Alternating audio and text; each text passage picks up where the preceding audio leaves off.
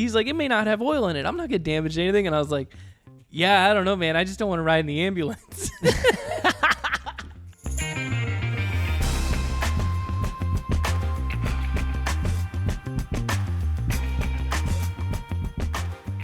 It was fun teasing you last week about your jazz radio voice, your radio DJ voice. Parker. Wait, I didn't hear a word you just said because Shannon started calling and it cut off all my sound. I said it was fun teasing you last week for talking like a creeper with your radio voice in that studio. Oh, that's right. Yes, our friends over in Redwood City at, what was it called, Josh? Start the podcast. Sound Union. Let's go. Sound Union. Let's go. Yeah. I know, now I'm not going to sound nearly as cool here on the Money Lap podcast. All right. We're live. Welcome to the Money Lap podcast. I'm your host, Parker Kligerman, joined as always by Landon Cassill. This is our podcast about all things motorsports. Dun, dun, dun. I'm kidding. We're done here. Let's dive into it, buddy. No more of that sort of stuff. On today's show, what can the listeners expect and the viewers? We do have some flattering reviews, which makes me believe our moms maybe made multiple accounts. I'm not sure. We have some speeds from the Xfinity Series race at Sonoma, and I don't think the fastest car won the race. Ooh, surprise, surprise. Maybe people think otherwise. The NASCAR Cup Series had charter talks hitting fever pitch this week and all sorts of drama. There was some new F1 regulations that seem kind of meh. We'll dive into, and our friends at Formula E are possibly friends with NASCAR. Also, the IndyCar drama continues with a new on or off the record discussion. We'll dive into all that and more here on the Money Lap. But we start with the PR lap, Landon. We mentioned the reviews. I'll kick off the first one from YouTube. Davey Koss here 5 days ago. I think this could be the best motor racing podcast out there, and with natural humor. Little does he know we've scripted the entire thing. Wow, we did it. We made it. We did it. The best out there. Sid Racer, greatest podcast ever. Another greatest ever. We are truly climbing the rankings here. Legit Motorsports podcast. Tired of listening to other podcasts talk out their ass on stuff they know nothing about. I mean, that one meant business. I also read that for the first time live on the air. So please, sorry. Totally tricked. His show prep is, I'm Ron Burgundy. I'm Landon Cassill. Show prep level 100. Yeah, you can put a teleprompter in front of me and I'll read whatever. What else you got, Parker? Money Lap has the dynamic you wish. I'm not going to say this part, but basically Gluck and Bianchi have, which is two of our buddies from the Teardown. 5 stars here from R2DOR2. No shade to the Teardown. All right. They are an avid listener, they say. But anyone else's butt cheeks clench up when Gluck and Bianchi start bickering with each other. Imagine if the Teardown had the loving chemistry that Parker and Landon do. Oh, they don't know as well. Well, who cares? Money Lap has that chemistry. What a bunch of beauties these guys are. Love the blend of post-race commentary, inside baseball stories, and insight combined with some personal stories outside of racing. Easily the most fun multi-race genre podcast out there. Also, the lead-ins to the sponsor advertisements are hilarious. Usually, you hammer the skip ahead 30 seconds button, but not here. These guys are class. That's a definite 5-star in my book. Well done, RTD2OR2. Speaking of class, when I was a kid in class in school, I used to sneak die-casts into my backpack and play with them in my desk. That's a horrible one. We'll do a transition later. Let's keep trying. Going. What's next? You don't want to get into it? No, you could have went somewhere with that. I could. I'm not letting you give up. So I need to. You need to now go into the. You need to do the ad read. The people are now listening. They were just teased about how great your the transitions were. You went with a great transition. You paused halfway through, and now we've wasted their time not giving them an ad and not giving them motorsports transitions, Parker. Stuff. Yes, please go. This is not going where you think it's going to go. Why? Do you remember the Jeff Gordon changing paint scheme from DuPont that when we were kids? Do you remember that, the All-Star paint scheme? Sort of. I do, kind of. I don't know why that just popped in my head. I was thinking of die-casts. I was thinking about my spoiler diecast ad read, but then I was thinking, well, you said transitions, and I'm trying to make this work. And there was, do you not remember the All-Star paint scheme? They had the color changing DuPont paint scheme. I had a helmet when I was go-kart racing that we painted in that. It was pretty cool. Whoa. Oh! Now we're knocking the mic. We're all kinds of messed up here at the Money Lap. I almost said Castle Motors at the Money Lap Headquarters. So you know what? If you need to get your life in order and things in line, if you are looking for presents, birthday collectibles, whatever it is, look no further than SpoilerDiecast.com, your fastest growing company in the industry when it comes to diecasts and collectibles. What sets them apart? Well, let me tell you, Parker. They pride themselves on exceptional service and great transitions on the ad reads. The best. All orders ship either same or next day, ensuring you get your hands on your favorite products in no time. We're talking about SpoilerDiecast.com, your new number one source for collecting motorsports diecasts. Free shipping on orders over $20. So smooth, affordable shopping experience. They have over 1,100 unique products in stock, which is the best part for me because as a kid growing up, I was trying to talk about school and sneaking diecast cars in my backpack and all this stuff. I mean, it was a thing to go to the mall and go to the NASCAR collectible store, buy diecast. I got them for Christmas. I mean, I had cars everywhere. And then it just seemed like in the last decade, there was no really good place to do it. You can't really go to Target anymore. I mean, there's stuff there, but it's not the best. If you really want the good stuff, you got to go to SpoilerDiecast.com. They have more than just NASCAR, dirt, sprint cars, IndyCar, F1. They're passionate race fans just like us, so they know what's good, they know what's hot. They're growing their offerings and catering to all forms of racing. My goodness, it took us a while to get there, but we got there. Well done. Oh my gosh. Wow. Folks, if you want to know what we have to deal with every day, you just heard it right there. That's Landon trying to get through an ad read. Thanks, Spoiler Diecast. We love you. Great friends of the pod. Let's talk some racing. And we start with NASCAR. We mentioned it, the NASCAR Xfinity Series, which raced at Sonoma this past weekend. I was in that race. I finished 10th. Before I get into that, though, I think everyone wants to know, how fast was SVG? Because we all saw how he won Portland, and then he won the pole at Sonoma, and he won Sonoma. Was he the fastest car in the series on this day? According to our analytics, which our teams do, and all these teams have the same access to the same data, in Stage 1 and Stage 2, the 19 car was actually the fastest car. The 19 car disappeared from the race in Stage 3 because of a crash there as they came over Turn 3A. So, was he the fastest car? He was the fastest car still running at the end of the race. He was not the fastest car. The 19 of Ty Gibbs actually had him covered by a small amount. The 21, you might ask, when he got to lead, how was he so fast? Because obviously he ran sort of top 10 in the Stage 1, struggled a little bit in Stage 2, like myself, and then in Stage 3 was able to flip the stage in Stage 2 and got to the lead in Stage 3. And he did mention that clean air was massive. He vaulted from being basically outside the top 10 in speed in Stage 2 to being top 3 in Stage 3, which shows you clean air. Myself, we were top 5 in Stage 1. We struggled in Stage 2, just at the back end of the top 10, and we're top 10, and in Stage 3 we end up 6 basically overall. So I think people liked that last week when we went into that. Sort of gives you a dissection of what happened in the race. Any thoughts or comments when you look at those and sort of what you see that maybe I missed? You know what, the 19 kind of surprises me. Can you talk a little bit more as to why he truly was the fastest car? Because the 97. And maybe this is more of a testament to, I'm going to ask you a question that I'm just not going to let you answer it. No, that's perfect. Great, thanks. Maybe the answer to this is a testament to how good SVG is, because it's like, my perception, the 97 was the fastest car, right? But for all, obviously down to the numbers, the 19 was the fastest car by 2/10, which is not that much at a road course. Huge. No. So maybe that just tells you that the 97 wasn't necessarily the fastest car, or he had a competitor that was just as fast as him, but he was way more effective with his car, right? Yep. He could actually do something with it, and that's where the driver comes in. That's a great point, and I think that is sort of what you can take from it. And we talked about last week how SVG won that race over Allgaier last week when he was not the fastest car. Allgaier definitely was across all the metrics.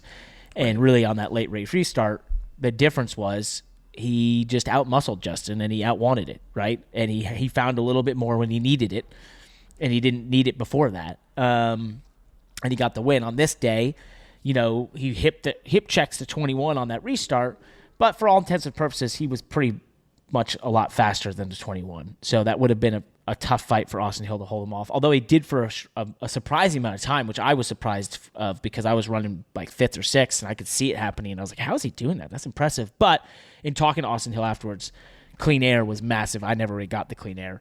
I actually spoke to Justin Allgaier about this too. And he mentioned from Portland that he had all these things in his mind of like, hey, we don't have a backup car. We're on the West Coast. Like, can't wreck this thing. I've had a really good day, all this stuff. And I was like, yeah, SVG wasn't thinking about any of that. He was just, I'm going to win this race or you're going to die in front of me.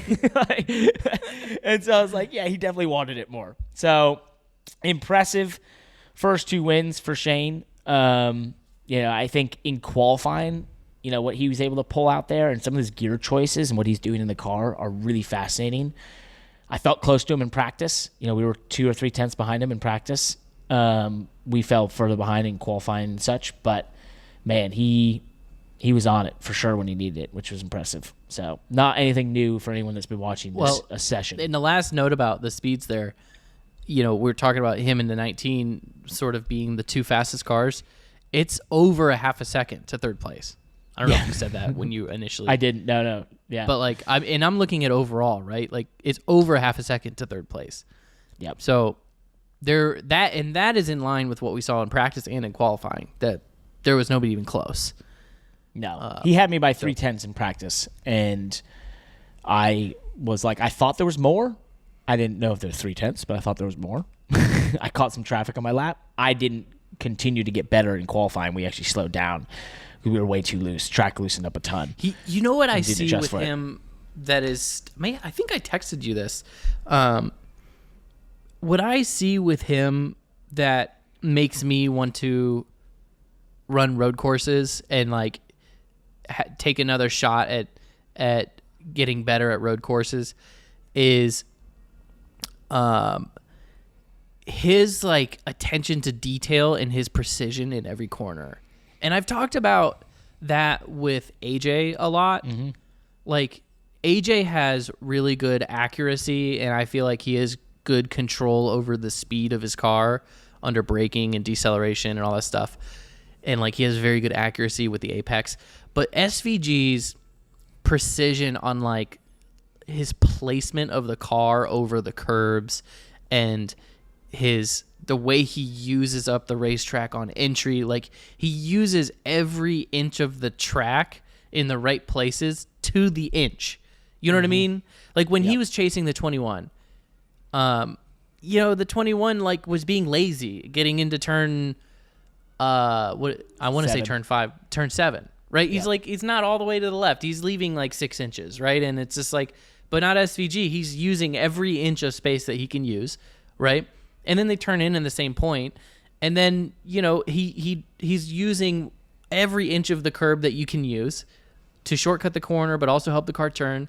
And I just see the 21 kind of missing it by 6 inches here and missing it by 4 inches there, and just little bits here and there.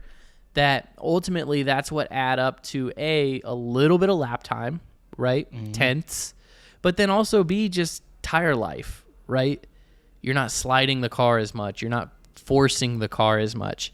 And that precision is just man, I was picturing how many hours I've spent studying racetracks and thinking about my braking point and how fast I should be going in these corners but not thinking about to the inch, where should I be placing my tire, right?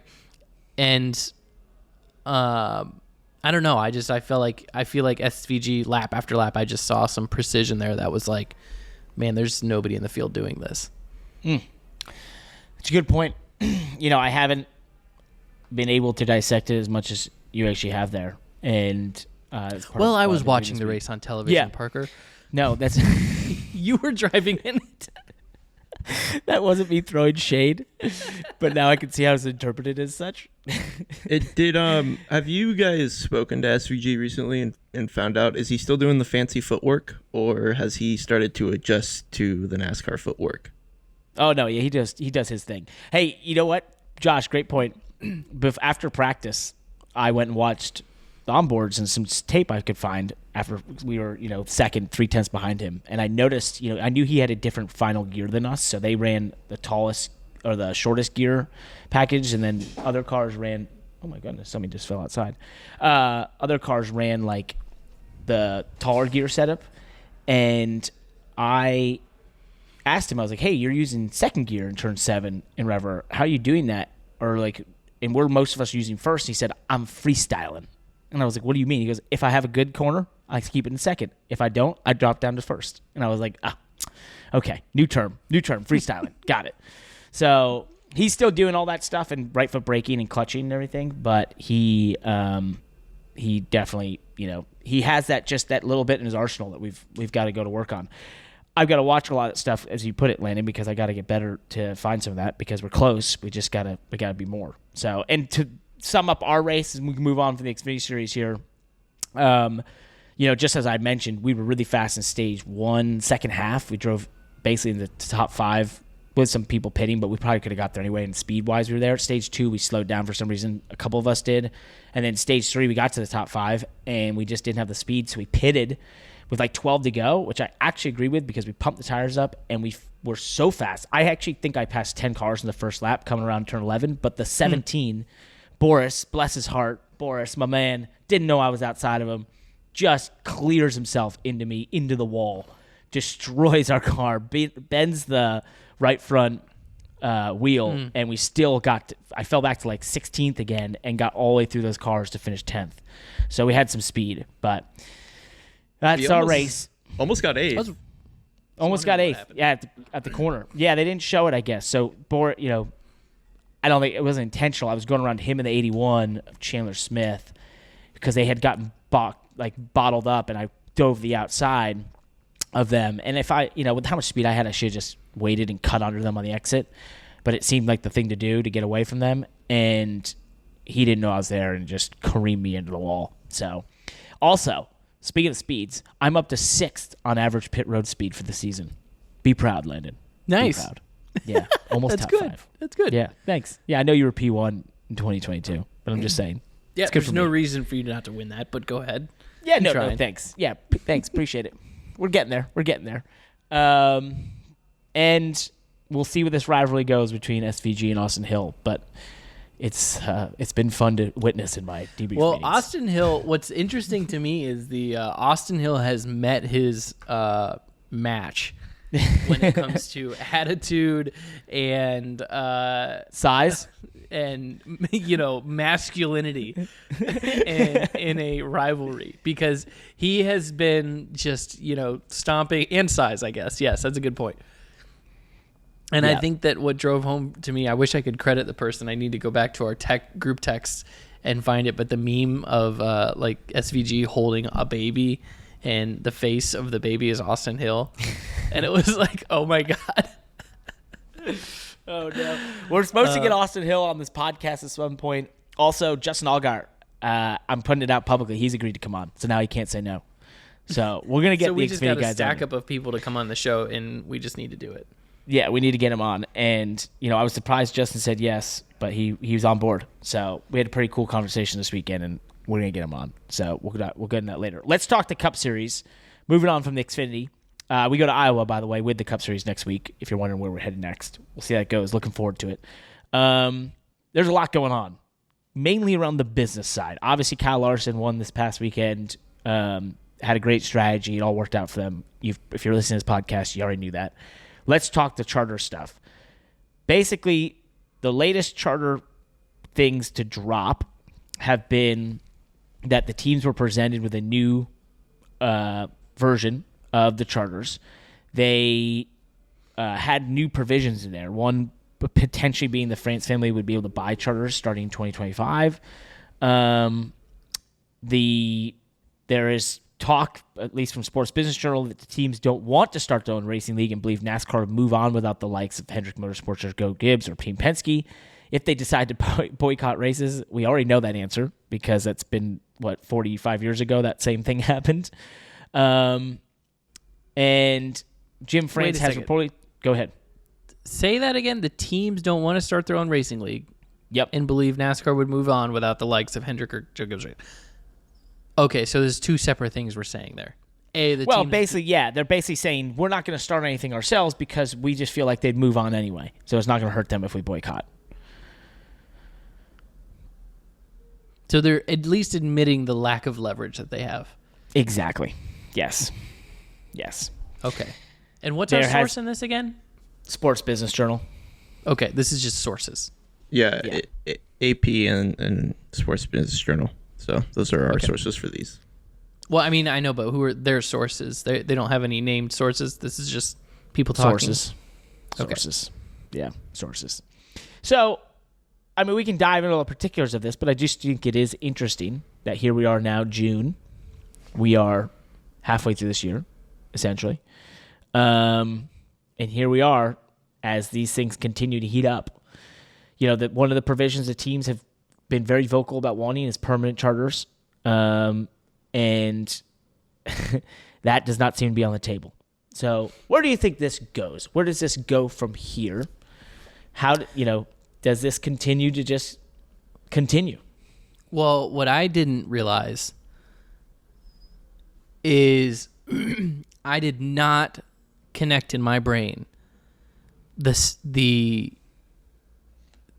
message that Front Row acquiring Stewart-Haas charters sends to the whole negotiating committee and the negotiation in itself. That even though Front Row is one organization, that message that they're buying a charter just tells you that they're committed to essentially whatever charter agreement potentially sends a message that they're committed to whatever charter, agreement is currently out there. Right? A current offer. That Bob Jenkins, it could be interpreted as Bob Jenkins saying, I'm happy with the current offer, right? So because I'm willing to acquire more charters right now. I'm moving forward. I'm investing in my team. I'm investing in the organization. And yeah, that doesn't mean that Bob Jenkins doesn't want permanent charters. Doesn't mean he's going to sign anything that's in front of him, but it potentially does send a signal that he's like, I don't know. Which the significance of that would be that maybe there's more teams like him out there that are like, I don't know, we're kind of happy with what we see, so we're going to keep letting the negotiating committee try to build more value and get a better deal for us. But at the end of the day, worst comes to worst, we still want to field a car in the Daytona 500 next year, and so we're probably going to do it. Which then ultimately, what does that mean? That means that NASCAR probably can stand their ground and has the leverage that you and I have been talking about for months on this podcast, where I'm like, I don't see the leverage that the team owners have. I think they're past their highest leverage point. Their highest leverage point was before the TV deal got signed. I think we're past that. NASCAR proved they can get a deal signed without with a network partner without having charters done. And so I just think that the team owners' leverage in the deal is not as much. I think they're overplaying it. And any threat that they have, like, is Denny Hamlin really going to boycott? I mean, he can fight, he can tweet all he wants, and I might even agree with what he's saying. Right? We should bring him on the pod, and I'd love to bring him on the pod to talk about it, because I may not even disagree with him. I just don't see the leverage that they have at this point. Yep. So, and especially if they break ranks, because that's basically divide and conquer 101. And it's basically what potentially has been Front Row is doing, is already showing that they might be willing to do. Exactly. And right. That's when the whole thing falls in terms of, breaking ranks, you lose your togetherness and your one voice, and one bit of leverage maybe sort of tangentially still around. If you break ranks and suddenly become your individuals, then you're competing against each other, and NASCAR's got all the leverage once again. So coming from a fan perspective, I'm very curious because I don't immediately come to an answer. What is it in it for NASCAR to even continue the charter system? It's a good question. I think it's the same reason it was developed in the first place, which is to try and create some form of value for people who invest in the sport and create the show, right? It has done that. In the end, we've discussed it on this podcast when those things were worth basically given to them and suddenly sold for $40 million a couple years later. If I'm NASCAR, I'm like, hey, it worked. Yeah, well, and I think we created value for you.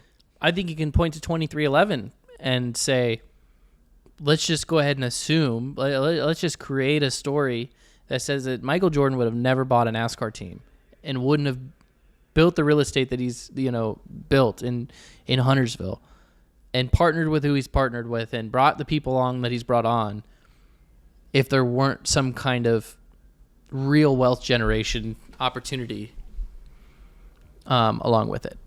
Mm-hmm. Right? He'd been rumored to start a NASCAR team for decades, right? There's J-Ski rumors out there. You can find it in the old J-Ski news that like Michael Jordan was rumored to start a NASCAR team with McDonald's as a sponsor. I'm pretty sure, like back in the 90s. Full circle. So love that. Maybe it's just his life. I don't know what he's going through in his life. His friendship with Denny probably played a role in it, or the charters. I'm sure it's a combination of all of the above, but I think you can point to him and just say, hey, that is one pure reason of what does NASCAR get out of it, right? Yep. Whatever it costs NASCAR to give a guarantee, right there, at least at current numbers, I think is worth it to have Michael Jordan this invested in the sport. Yeah, definitely. So, and I think a lot of people have looked at it that way, and I think that the enthusiasm around owning the teams had to do with the fact that, yes, it sounds like a lot of money, but in the global scheme of things and in terms of global sports, buying a charter for $20 million is not big. Nothing. To be one of 36 that are in the big show, that is not expensive. WNBA teams before their explosion were selling for $50 million. And if you MLS teams were selling for that, and they come, they're not. So it wasn't that great. It's not NASCAR. It's not the Daytona 500 that level of attention. So in these businesses. They were about opportunities. Star power. Sure. They're about eyeballs, star power, popularity. Everybody that's in this business plays a different role in drawing eyeballs to it, right? The athletes play a role, the engineers play a role, the pit crews play a role, and even the team owners play a role, right? So, just like in the NBA, the Luka Doncic, however you say his name, he plays his own role in drawing eyeballs to the NBA as well as Mark Cuban, right? Mark Cuban is essentially just as famous, if not more famous than even the majority of his players, right? And so for NASCAR, if they can build some kind of ownership model that works well enough to have people like Mark Cuban interested in owning a NASCAR team, right? If Jeff Bezos, God forbid, ever wanted to own a NASCAR team, that would be just as valuable, if not more valuable, than even Lewis Hamilton coming to drive NASCAR, right? Yeah, long term for sure. It would have the same effect, at least. Let's just say that. So that is NASCAR's incentive to providing a good environment, business environment for the owners. I think that their risk in that is that they still are an independent company, right? Like they are their own business. They're responsible. They have to look out for their own shareholders. And so, you don't want to create NASCAR. Yeah, NASCAR. Yeah, they still want to look out for their own shareholders and their own, the economy of their whole business. And you don't want to create a monster that can rear an ugly head, right? and that can end up taking you over, be bigger than you, be bigger. And I don't think there's anybody at NASCAR that would admit to thinking that way, and they probably don't think that way on a daily basis. I'm not trying to say that in an accusatory way, but I'm just saying that like, you are NASCAR. You don't want the inmates to end up running the asylum. Gosh, I'm full of euphemisms today. Yeah, wow. When are you going to pull out the "they reserve the right to run their own business" line? I'll hold that. I'll have that one for back. New listeners. Go listen a couple episodes back. You might find that one a couple times. I want to move on from the teams and the charter stuff because caught up in all of this is the drivers. And once again, I think the drivers are heading for another bit of disappointment, and that is throughout this situation with the charters and the new media rights deal is that the media rights deal is an increase for NASCAR, which theoretically means the increase in charter money or purses, however you want to discuss that or just think about it, which to many people means an increase for the drivers. From the discussions I had over just this last week and weekend, not many are feeling that. The sentiment is we're being made whole. Nothing changes on your end for the drivers. Yeah, and that's and I think that's absolutely true. And to some degree, it may be, they may just have themselves to blame. The drivers fumbled that ball about roughly a decade ago when the Race Team Alliance, the RTA, was formed. Yep. Because the drivers made an attempt at forming an alliance in a similar way that the RTA was formed. And they just were not unified enough and organized enough to make it stick and to create any lasting influence on their own part of the business and our share of the business as drivers. And so for that, they're still on the same business model they've been on for 75 years and will continue down that business. And it's just not going to change. And so there'll be, now I will say that doesn't mean that the market doesn't look better for drivers in the next 5 years, 10 years. I mean, I think the next gen has played a role in that the car being equalized, there's a lot on the driver. You obviously have teams seeking out drivers, like bringing in supercars drivers and things like that. So there is some desire to have a good driver in your car as opposed to 6 or 8 years ago where it was just like, man, if you couldn't bring money, you weren't even in a car. Now you still got to have money. Somebody's got to pay for it. Got to have money. These teams, do want good drivers in their cars. And I think that it might come to a point here soon where every one of them is getting paid a healthy salary. But they are completely on their own. They're completely independent contractors. There's nobody looking out for them long term. There's no retirement. There's no insurance built in. There's no guarantees. There's no guarantee you even get paid. Nope. So that's not going to change anytime soon. That will stay the same. Speaking of which, Chase Briscoe had a comment this past weekend when asked about his situation with Stewart-Haas Racing. He was very open in discussing the fact that most of his team have taken meetings with other teams and interviews, that SHR has offered some incentivization for some people to stay, and that he has a realistic worry of being able to just get competitive race cars to the racetrack by the end of the year. He also said, we are trying to figure out how to provide for our families. So I think the people looked at that Stewart-Haas situation. I wrote about this in the Money Lap newsletter this morning, in that they felt, first and foremost, we all feel for the employees and the hundreds of families that are linked to this organization. And hopefully, they can go on to find jobs elsewhere. Then you think about, okay, what happens to these charters? But probably the least sympathy and empathy people had was probably for the drivers. But a Chase Briscoe there, who had built a home there, has now suddenly been thrust into having to figure out what the heck he's doing next. And speaking of driver compensation, this isn't 20 years ago. This isn't, being in Cup for 5 years was going to change, nothing. You'll never have to do anything ever again. That's not the situation. It's not like Chase has been making $4 or $5 million a year for 3 or 4 years to run, not even close, 5th to 15th.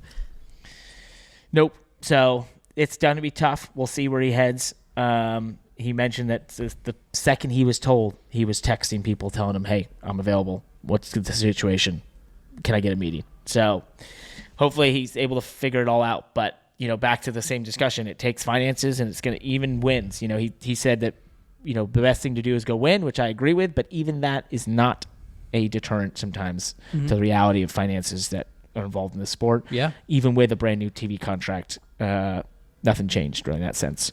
So speaking of TV, for Josh, who sent me this because he was all confused and flustered and saddened, NBC put out their broadcast team for Iowa this coming weekend. You will not see my name listed on there because I'm not working this weekend, guys. I'm not working, Josh. I'm working next weekend. I start in New Hampshire. I'll be there at Chicago. I was I'll be there nervous for 9 in total. For the fans.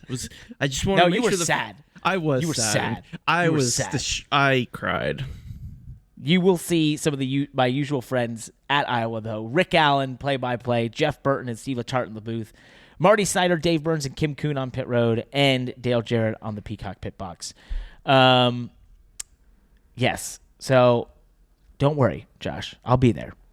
It's just one weekend, all right? Just one weekend. I need a little break, Last NASCAR thing.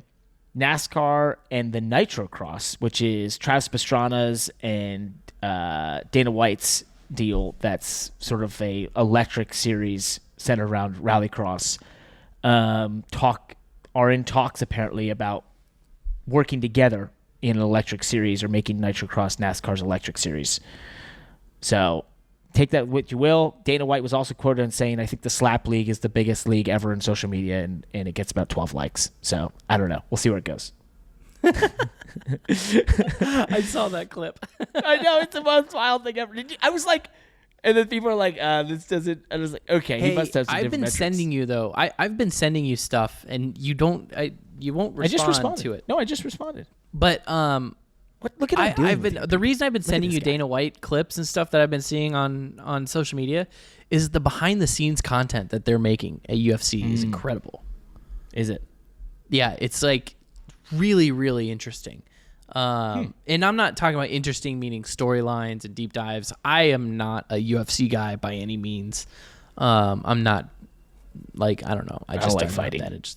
I read the headlines and stuff, and the personalities are interesting, but like I do not get into it, and I'm not a big fight fan. But just the way that UFC is filming behind the scenes content and the access that they have, like the moment that he and his executive told one of their fighters like the injury that the guy had, and seeing his reaction, and then it was going to put him out for over a year, and XYZ was just like, oh my gosh, they had cameras rolling at this time. It was definitely something that you would be interested in, which is why I send it to you. But it's cool. You don't have to look at it, everything. Well, no, I don't think you sent me that stuff.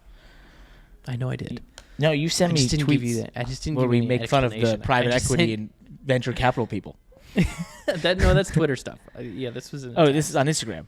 Oh, I haven't seen that. We can handle this off. We can handle this off. Well, no, let's just talk this is about just a let's lover's talk about our quarrel. love We for private equity and venture capital people and VC. Congratulate Oh my VCs. gosh. For those that don't know, that's the people that fund all your favorite startups. What was the one I or buy sent you them. yesterday that was so funny?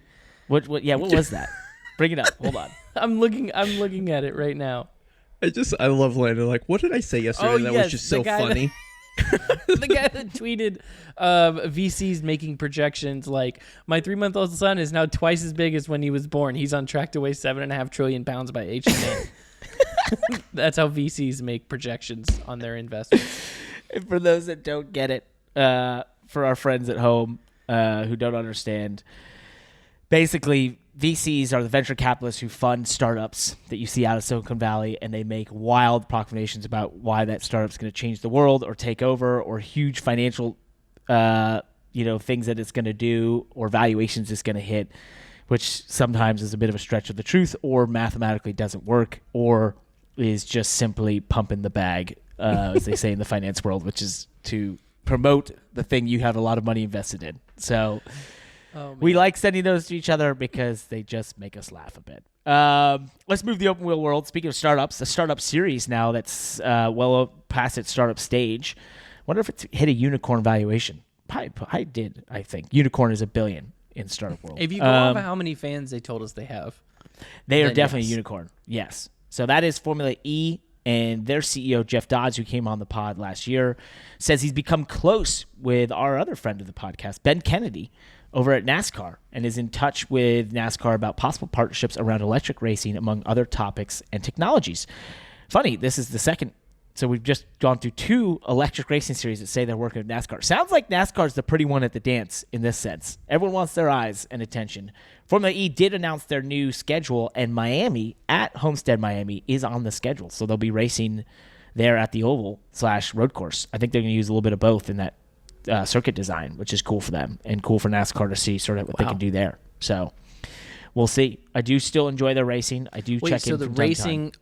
Around the same time, but NASCAR will be in Homestead, Formula E will be in Miami. No. Formula E will be at the Miami Homestead racetrack. I'm sorry. Yeah. So, I guess the design isn't fully, but I saw some stuff that said mixing of the oval and the road course there. So I'm assuming they have that design that Grand Am used to run back in the day, which is now you need to get on top of that.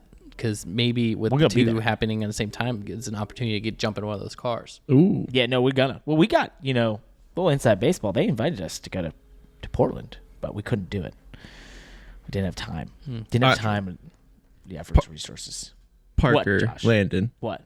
How much of this do you think is the money lap talking about Formula E? And Jeff Dodds found us. And now this is all happening because of that. 100%? I mean, that might be. Maybe that's modest. Maybe more. At least 250%. It'll come out eventually. I'm sure they'll credit us in their major announcement. I'm sure. I'm surprised we haven't been called to get in there. And speaking of somebody who is not going to give us any credit, the FIA has released images of what the 2026 car is going to look like, and it is smaller and it is lighter. Is it enough, Parker? Kinda. So kinda enough. Josh, can you get me what 30 kilograms is in pounds again? I've now forgotten it. So should have written it down. I did do the math. Like 75 pounds. Yeah, it's not great. It's like 100 something pounds. 100 pounds. It's not a lot. It's 66 pounds. So and the current cars are what 1,800 pounds right now or something crazy. 1680. Let me see. They are, according to Google, they are 798 kilograms or 1,759 pounds. Lighter and smaller is good. That's good. So okay. So they'll hold be able on. to make moves. No, I'm liking this. But to go back to the cars we talk about all the time, the early 2000s V10 cars, they were roughly, I believe, unfueled under 1,400 pounds. V8s with 1,000 horsepower. That's hundreds of pounds difference to what we have now. This seems like a little bit of like everything's smaller and lighter, but it's like not a lot. They didn't go extreme enough. The minimum weight in 2010 was 1,367 pounds, including the driver water and lubricants. Wow. See? They were tiny. Wow. The cars were little rocket missiles, and now they're like big behemoths. Like, it's like the what's Elon Musk, the SpaceX rocket compared to the, the goal Starship stuff. Starship. Yeah, there we go. Thank you. Help me out. Get me some space stuff here. I don't know. Well, we don't have to dwell on this, but directionally, it's good. The car looks pretty similar, wing-wise and everything, to what we have now. Yeah. It's just a little bit smaller. And you know what? Those guys, they did listen to the pod. That is what we asked. We asked for a smaller car. We got a smaller car. Is it small enough? No, but it is smaller. I didn't put it on there, but they are getting rid of DRS and replacing it with an active aero system. Yeah, that's the whole other thing that's we can dive into that another time because it's going to take its own podcast in itself, but it's sort of wonky in how that works. And it's also wonky in how the engine stuff works in terms of how much power they have with that system. So we'll see. There's a lot. It's very high tech, very, very high tech, but some of it does seem a bit wonky. And I know this was some of the things that Max Verstappen was very upset about when he tested the simulator. So we'll see where that goes. Last thing from this past weekend in Montreal, where Red Bull basically instructed Sergio Perez to drive back to the pits with a car that was sort of broken, obviously, which could have caused us, to basically potentially cause a safety car, which is against the rules. And so they've been handed a three-place grid penalty for the next race in Spain. The question is that Will Buxton posed on Twitter, or X, whatever you want to call it, was that, is this similar to causing a safety car, as basically asking a car that's damaged that could potentially have pieces fall off to drive back when you know it's too damaged to drive back? They're quite sensitive about this. If you remember Singapore 08, Nelson Piquet Jr. crashed on purpose to help Fernando Alonso get a caution, which gave him the lead. He was able to win the race. That's why they're sensitive about this. Yeah,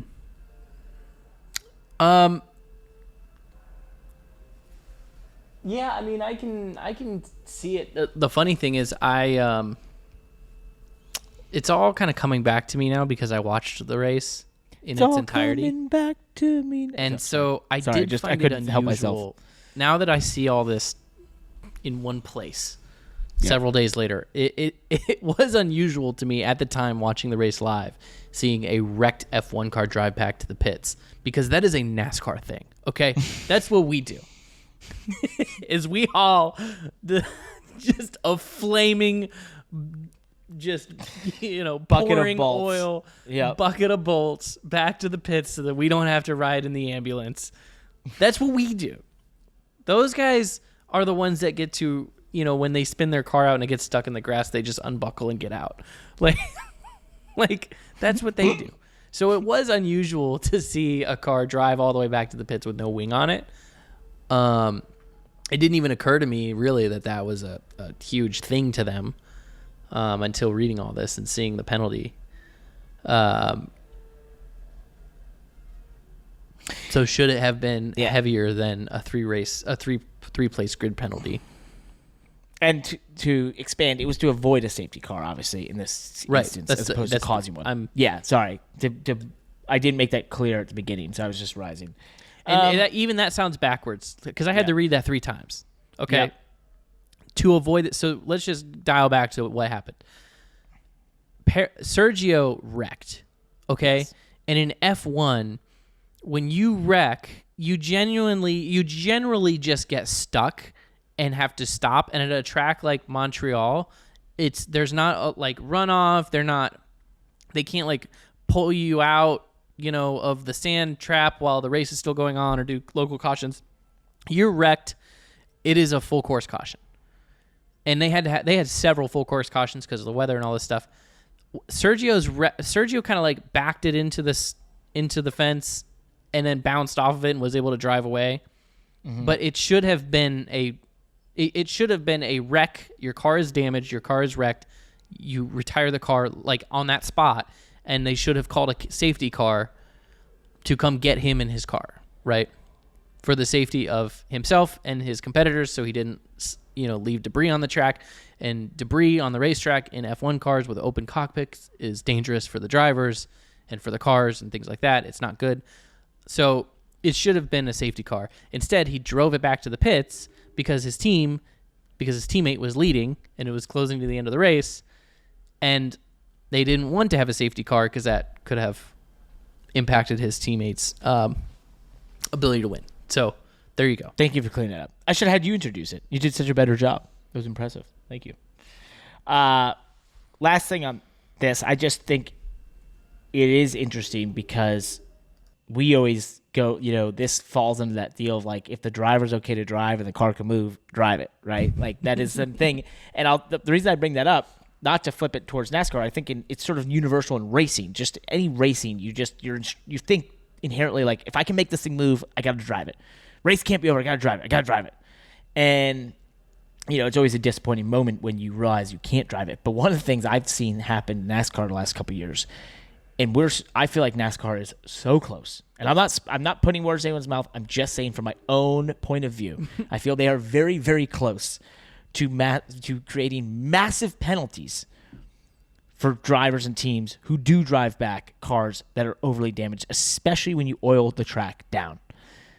Because NASCAR, if you look at some of these cautions we have for cars that are just obviously too wrecked to continue, are spewing fluids out of the bottom of the car, and they continue to drive around the racetrack, then making it that they have to do a lap of speedy dry. Hold on, a lap of speedy dry that then creates a 10 laps more of caution, which hurts the show. I have been there and seen NASCAR officials very, very angry, and they want a mechanism to penalize. They desperately want it. They just don't have it right now. So I could see this becoming a thing at some point. We'll see. But it is a NASCAR thing because it is such a NASCAR thing. It's not even a motorsports thing, because in short track racing, if you wreck your car, you won't typically own your car. You're the one that has to fix it. You don't have a crew of guys, so you're not driving some wrecked car back to the pits and potentially causing more damage. Mm-hmm. This comes from, and I had a very specific conversation with somebody who everybody knows of a long time ago when he first got into NASCAR. I'll even go down to story time for just a second here. How fun. Okay. A guy by the name of BJ McLeod was my driver coach when I was 13 years old. Taught me how to drive a late model when I was 13 years old. Okay. When I was moving up from like Legends cars into full-size stock cars. He taught me a lot of really good fundamentals when I was a teenager. And then I kept in touch with BJ. I've been friends with him for decades now at this point. I'm 34. So friends with him for a long time. But I had made it to NASCAR before he had ever really done anything in NASCAR. And he said to me one time, when he first came to NASCAR, he was like, man, the one thing that you guys all do here that is just insane to me is how you will drive anything back to the pits after a wreck. And I'm like, he's like, if I wreck my late model, I'm not driving it back. I'm getting out, man. I don't want to wreck anything more. I don't want to drag the tires, drag the suspension, drag the frame. He's like, it may not have oil in it. I'm not going to damage anything. And I was like, yeah, I don't know, man. I just don't want to ride in the ambulance. But and he's like, no, I guess I'll learn. And I don't want to ride in the ambulance. But I think in NASCAR, I think we're that way because it's more than that too, though.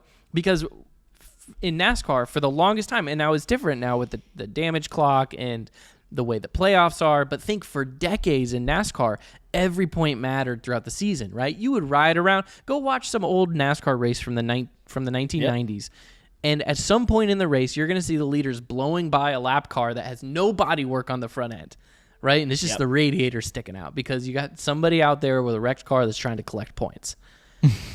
And it was before NASCAR had all these policies about damage policy and minimum speeds and all this stuff, right? So it was like ingrained in NASCAR's culture to never quit, like never ever leave the race. You would take the car behind the wall and they would rebuild a whole race car just to come back out and make 10 laps, right? Yep. So I think Jimmy Johnson, Texas 2010, when he stayed in the championship. Yep. So it's like in our culture, we do all this and it's hilarious because it's funny. There's a lot of great stories behind it. One last great story I will tell about it, and this one is I got in trouble not with my team, not with NASCAR, but with my team. Was and this was in the early days of EFI when NASCAR switched from carburetors, when the Cup Series switched from carburetors to electronic fuel injection. I wrecked at Talladega, and I think I drove the car for like 2 minutes with zero oil pressure. Because I wrecked and then drove it. It wasn't 2 minutes. It couldn't have been that long. It was like literally the entire length of turn 3 and 4 at Talladega, down the front stretch into pit road. I think that there was simply no oil pan on the car anymore. And there was zero oil pressure. And you can ask Marty Gahn about that one because I got my ass chewed by Triad. Wait, I had the same thing, but mine was a TRD motor. Hold on. So I was driving from Marty. Daytona 2019, the July race. I know it's a tough subject for you, but we can tell that story another time. But the whole wreck happens. I get caught by the 30 and shoved down in the grass, but the car's fine. So I'm like, all right, I'm going to get this thing out of the grass. So I'm like, rah, rah, rah, and then finally I give up. I'm like, it's not going to get out. Well, after all said and done, we had run pretty hot in the race, like hotter than you wanted to be. But I always sort of kept my eye on it, and I could see that it was okay wherever it was hovering around where we were, just a little hotter than you want, especially in the pack. Well, during that time, I guess I didn't see it or whatever, but like it shot to some ungodly high number and was there for like 30, 45, maybe a minute, and they were not happy. It just like burned that whole thing down. And I was like, sorry, I was trying to keep going and like, I don't know, and whatever. But I was like, I didn't think it was that hot. I don't remember seeing it that hot, but they were like, yeah, the data was pretty hot. Like this thing is lucky it didn't solidify itself. And I was like, okay, well, sorry, my bad. What's up, Josh? So, looping all the way back to what got us on the fun story time topics, with Red Bull being concerned about bringing a safety car out, is this showing the internal, sentiment towards the speed of their cars, that they're worried that a safety car could cost them another win? Oh yeah, I 100%. I think you see that just in the decision making, and I mean McLaren's there. McLaren is there for real. So that's a great point. I absolutely believe that, you're going to start to see them to employ tactics they haven't had to think about for 2.5 years, Absolutely. Yeah. I think that's a given. Great point, Josh. Great point. And, to that point, it is going to push them to where they will make mistakes. And those mistakes will become more visible because when you're pushed, that's when it happens, and that's the beauty of competition. So I'm going to ask you one more thing. Mm-hmm. Does Red Bull win the Constructors' Championship this year? Do you think they still got that unlock, or do you think is that a toss-up in your eyes? I think they will. I think they do. I think they will. I think they're fine. That's a good point with Sergio. Well, but I think his 2-year deal, I know it hasn't shown, but that's a huge amount of trust and commitment to a guy that he can figure this out. So I'm not like a Sergio. So I'm not like this. I know sometimes we just give him so much credit on here, but I just think he's the guy they want because he fits perfectly in what they're asking. If he can just get like 8th to 10th every week, he's fine. Let's move on. IndyCar. A lot of drama, as we mentioned at the top of the show. This drama, probably one of the odder dramas. That was that Colton Herta was upset after the race at the lack of penalties from race control, and he made a comment, and this is his quote, "I might have to bring a gun and shoot somebody in the head to get a penalty call." He later apologized for that remark, saying it was made, quote, off the record. The remark was made to a journalist from Front Stretch who released the recording, indicating that Herta made nothing clear that it was off the record versus on the record. So I don't know any of the particulars to dive into who's in the right there or wrong. But what I thought would be interesting, Landon, because you and I have both been friends of journalists. We have friends who are journalists. I've actually been on the journalistic side of the motorsports world for better part of 8 years, and had to think about those on and off the records, which I can remember my introductions to those that I found so interesting back in the day. But when what has been your policy with journalists? Do you, and on and off the record, and how, is it fair with how close everyone is and that sort of thing to even think you're off the record at times, or that you're even on the record without it being clear? I don't know. I guess what's my policy? I don't want to say I don't know. I've always had a really good relationship with the NASCAR journalists. I believe I know them all very personally on a first name basis. Some more than others, but some of them I would absolutely, even call friends and have had, just great relationships with over the years. So, I think that I have had those moments with them that 90% of the time, I think that my relationship with them is good enough that you don't even have to say on the record, off the record. You just know, as in relationship wise, what's appropriate to be discussed and what you're willing to share. And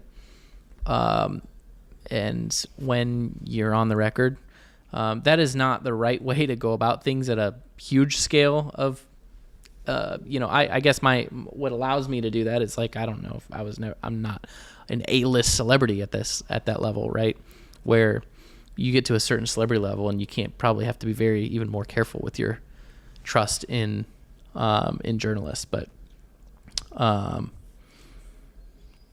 so I don't know. I mean, I think it's at the end of the day, my policy is relationship first. And so I focused on that in my career. And from there, I think that I've spoken very freely with journalists over the years that I know didn't get written about because of the relationship. Mm-hmm. I've had conversations too with those same journalists where I've clarified like, hey, I don't even want this really on background on anything, but I'm just talking to you. But I don't know. Well, I can tell you that I've had a pretty strict policy of on or off the record. And this started back when I first started pit reporting. And I was having some conversations with drivers who were speaking to me like drivers speak to drivers sometimes. Mm-hmm.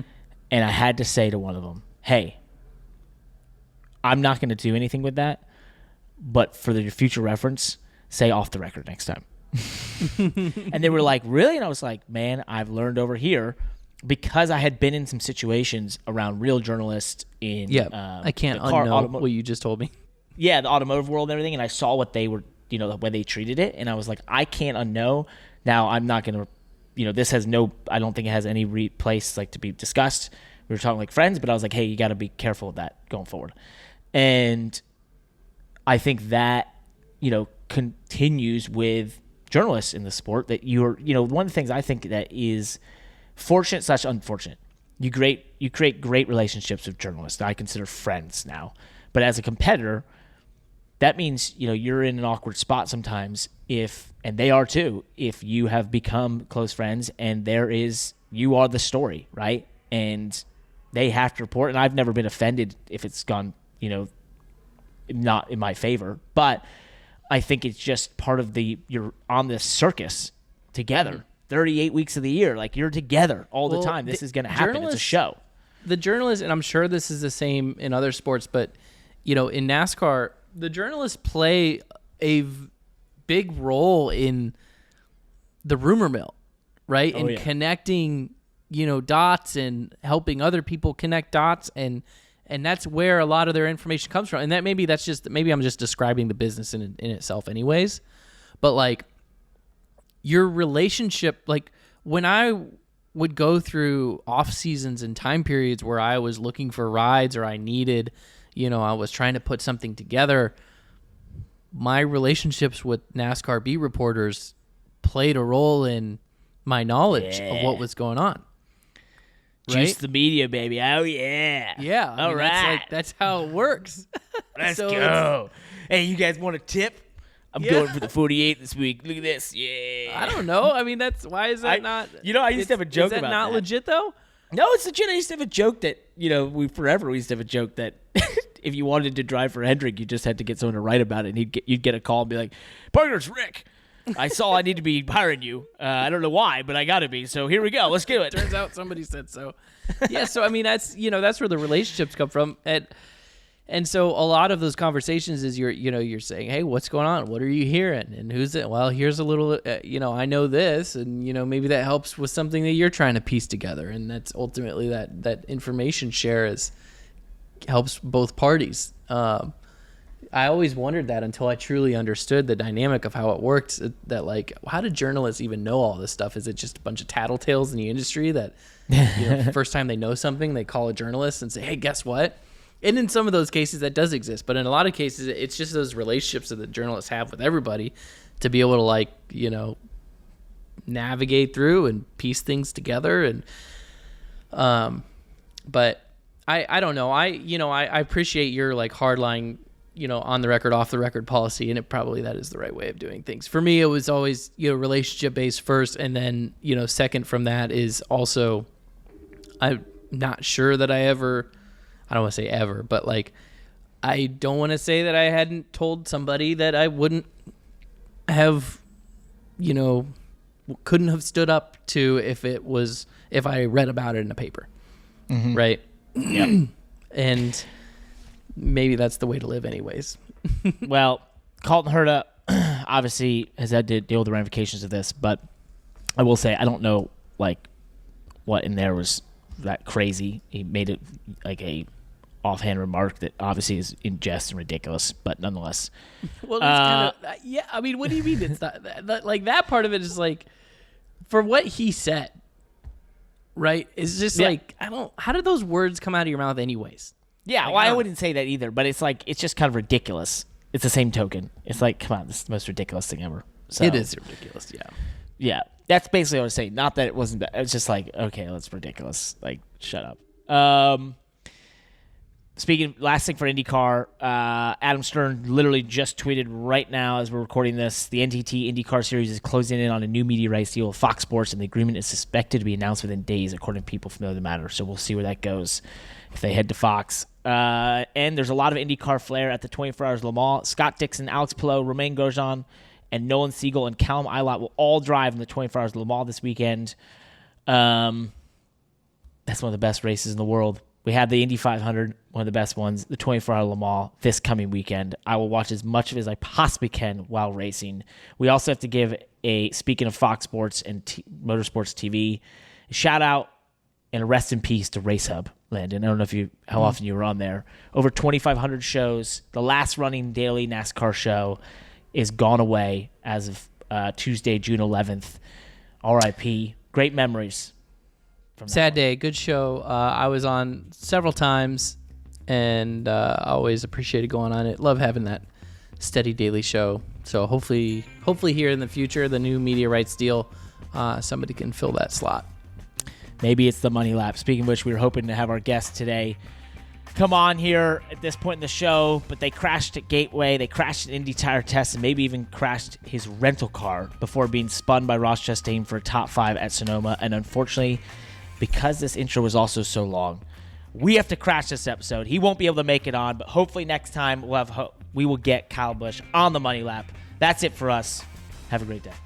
Thanks for listening to The Money Lap. As always, check out themoneylap.com for the best 5 minutes in motorsports, or sometimes just the coolest stuff in motorsports, delivered directly to your inbox 3 times a week. Check us out on YouTube. We're growing fast over there. And, of course, Twitter, TikTok, Instagram. We're all over the internet. We're spreading the word of how cool motorsports is. Check us out.